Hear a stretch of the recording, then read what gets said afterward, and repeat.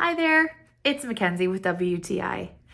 These may look worn out, but let me tell you, they are not.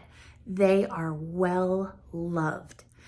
These sandals were officially my vacation sandals, my everyday life sandals, I'm gonna wear these anywhere sandals because they are that good.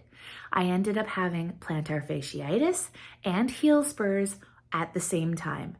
I was supposed to be off of my feet so that they could heal, but in fact, when I did walk, it was no longer painful as long as I was wearing these. These are such a great value. They are now for every day. They're an everyday wear. Inside, outside, it doesn't matter.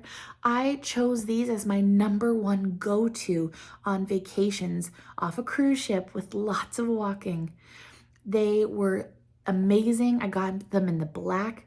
They wash up like a dream because sand and dirt are real things. The back is spongy. I've gotten little pebbles in there before, but they don't even reach my feet and then they pop right out. No big deal.